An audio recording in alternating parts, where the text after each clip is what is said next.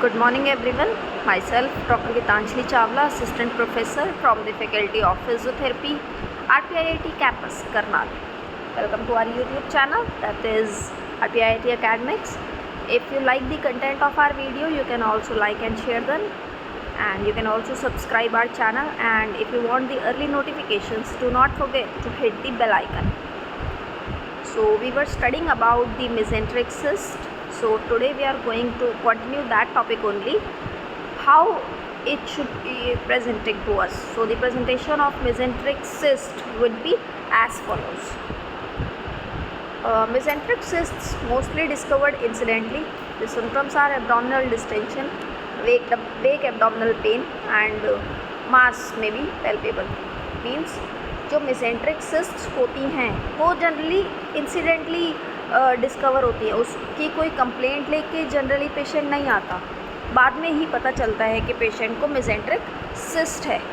Symptom क्या क्या हो सकते हैं इसके?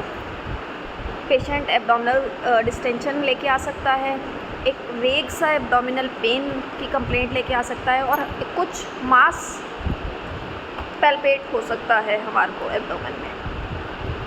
Approximately 10% of patients with mesenteric cysts present with an acute abdominal emergency. The most common picture is small bowel obstruction, which may be associated with intestinal volvulus or infarction.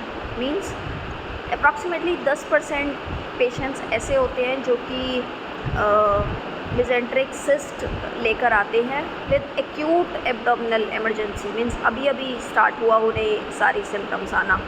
और most common picture जो एक बनती है वो हमें लगता है कि जैसे स्मॉल बाउल ऑब्स्ट्रक्शन हो रहा हो. किस वजह से? इंटेस्टिनल वॉल्वुलस की वजह से, या फिर इन्फाक्शन हो गया है उस वजह से. For the investigation part what we can do, we can go for the ultrasonography. Ultrasonography reveals the fluid filled cystic structures, commonly with thin internal septi and sometimes with internal echoes from debris, hemorrhage और infection. Means investigations के लिए, confirmation के लिए हम क्या क्या करवा सकते हैं? हम अल्ट्रासोनोग्राफी करा सकते हैं. अल्ट्रासोनोग्राफी क्या बताएगा? अल्ट्रासोनोग्राफी से हमें ये दिख सकता है कि वहाँ पे कुछ एक फ्लूइड फिल्ड सिस्टिक स्ट्रक्चर बना हुआ है एब्डोमेन में. उसके अंदर इंटरनल सेप्टाई भी प्रेजेंट हो सकते हैं, थिन, एंड इंटरनल इको भी हमारे को सुनाई दे सकती है, जो कि डेब्रिज और हेमरेज और इन्फेक्शन की वजह से आ सकती है.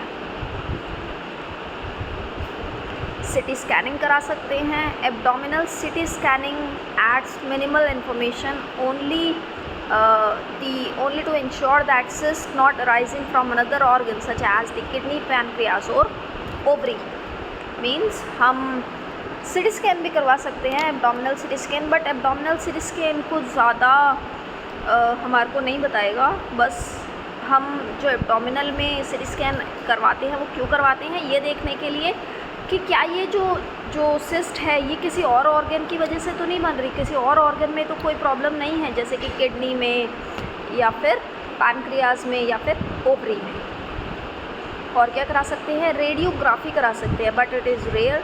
प्लेन एब्डोमिनल रेडियोग्राफी में reveal a gasless homogeneous water dense mass that displaces bowel loops laterally or anteriorly in the presence of a mesenteric cyst. Fine calcifications can sometimes be observed within the cyst wall. Means हम radiography भी करा सकते हैं, X-rays, but वो rare case में ही करवाना फ़ायदेमंद रहता है. वो रेयरली ही हम रेडियोग्राफी के लिए जाते हैं. और प्लेन एब्डोमिनल रेडियोग्राफी क्या शो कर सकता है? एक गैसलेस, एक जैसा होमोजेनस और वाटर डेंस मास के वहाँ पे वाटर है, जो क्या करेगा? जो डिस्प्लेस कर देगा हमारे बाउल की लूप्स को लेटरली या फिर एंटेरियरली मेसेंट्रिक सिस्ट के आगे या मेसेंट्रिक सिस्ट के लेटरली. और कभी कभी क्या होता है कि फाइन कैल्सिफिकेशंस भी हमें देखने को मिल जाते हैं एक्सरेज में.